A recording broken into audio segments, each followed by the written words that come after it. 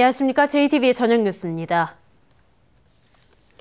시간이 지날수록 줄 것으로 예상한 전북의 메르스 격리 감시 대상자가 오히려 늘었습니다. 삼성 서울병원 등 다른 지역에서 접촉한 전북도민 60여 명이 관리 대상자로 통보됐기 때문인데요. 다른 지역에서 계속 추가되고 있는 이들이 메르스 확산 여부의 변수가 될 것으로 보입니다. 보도에 송창용 기자입니다. 질병관리본부가 전북도민 66명을 메르스 감시 대상자로 통보했습니다. 정부가 삼성 서울병원과 건양대병원을 다시 조사하는 과정에서 추가된 인원입니다. 지난 2일 순창 환자와 접촉한 주민 21명 등 46명이 격리, 감시 대상에서 해제됐지만 전북의 메르스 관리 대상은 692명으로 하루 전과 비교해 20명 늘었습니다. 다른 지역에서 메르스가 계속 확산되고 있기 때문에 당분간 질병관리본부의 관리 대상 통보는 계속될 것으로 보입니다. 전라북도는 지난 10일 이후 전북에서 메르스 환자가 발생하지 않고 있기 때문에 이들이 메르스 확산 여부의 변수가 될 것으로 보고 관리를 강화하기로 했습니다. 접촉일 기준으로 나눠가지고 이제 14일간을 관리하고 6월 4일 날이면 18일 날 해제를 하고 6월 5일이면 19일 날 해제를 하고 이런 식으로 유에서부터 접촉일 기준으로 관리하는 시스템을 가지고 메르스 사태로 어려움을 겪고 있는 격리 대상자들에게는 처음으로 긴급 생계비를 지원하기로 했습니다. 지원 대상은 715명입니다. 1인 가구의 경우 40만 9천 원, 4인 가구는 110만 5천 원을 지원합니다. 시군 긴급지원심의위원회를 거쳐서 이제 전 격리자를 지원을 하되 일수에 관계없이 1개월분 전체 생계비 지원하는 걸로 되어 있습니다. 전북에서 메르스 환자와 접촉한 관리 대상자들은 줄고 있지만 다른 시도에서 접촉한 관리 대상이 계속 추가되면서 메르스 사태는 진정될 기미를 보이지 않고 있습니다. JTBC 뉴스 송창용입니다. 국토부가 정치권과 익산국토청이 모인 자리에서 다음 달까지 익산국토청 분리 최종 용역안을 내놓겠다고 밝혔습니다. 국토부의 강행 방침에 반발이 더욱 확산될 것으로 보입니다. 김진형 기자입니다. 정치권과 국토부, 익산국토관리청이 한자리에서 만났습니다. 국회 국토교통위원회 소속 김윤덕 의원은 행정의 효율성을 위해 공공기관을 통합하는 마당에 국토부가 거꾸로 익산국토청 분리 영역을 추진하는 것은 이해하기 어렵다며 중단을 촉구했습니다. 반대한다 이런 것보다는 굉장히 분노하고 있습니다. 용역 자체가 있었다는 게 문제고 또 그 용역이 진행되려면 사전에 국토부 의원들하고 협의를 해주는 게 맞다 저는 이렇게 보는데 좀 그렇게 되지 못해서 굉장히 안타깝고요.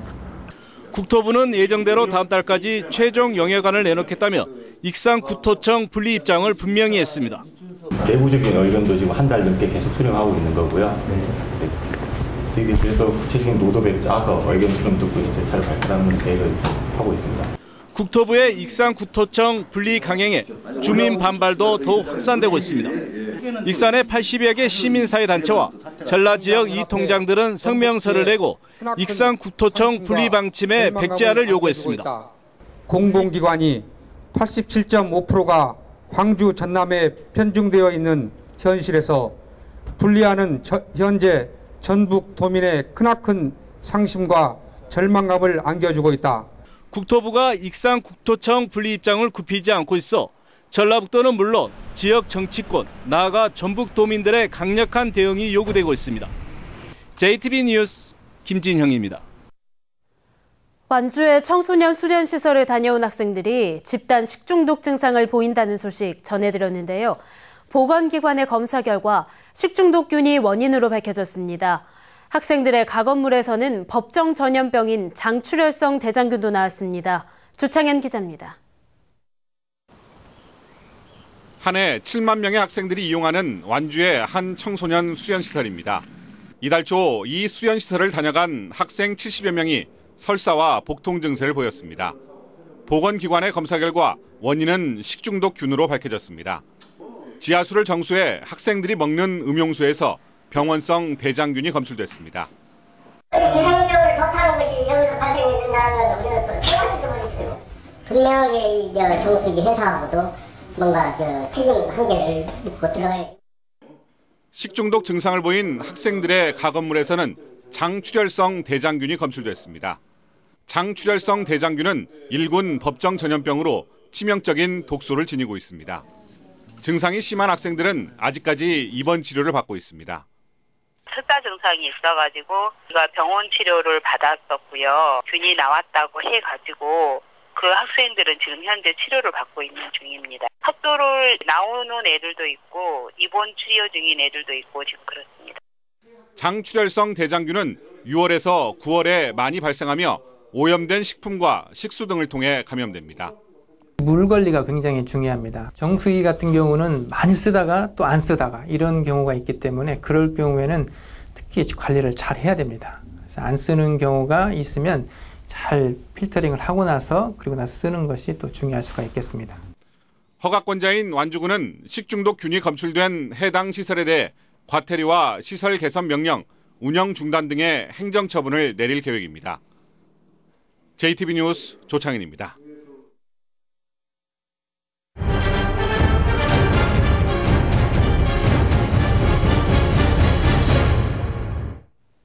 문중 소유 땅이지만 공동명의로 등기가 된 부동산이 적지 않은데요.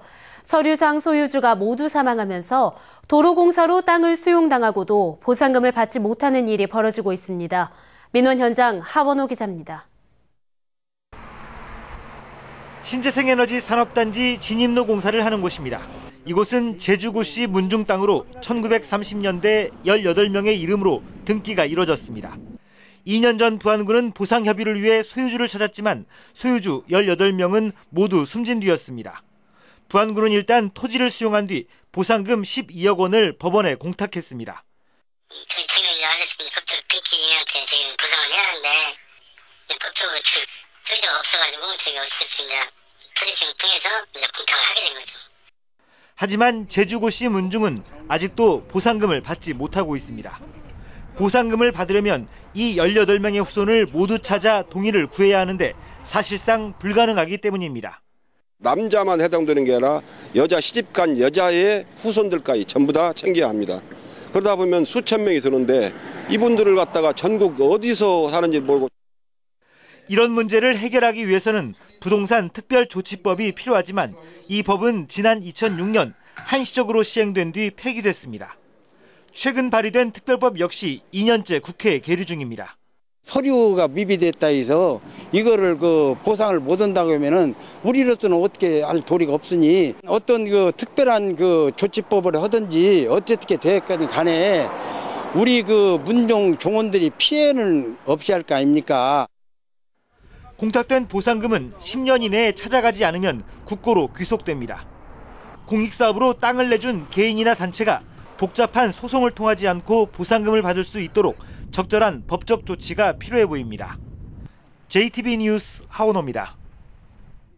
익산경찰서는 경찰 조사를 받은 것에 불만을 품고 순찰차를 부순 혐의로 42살 김모 씨에 대해 구속영장을 신청했습니다.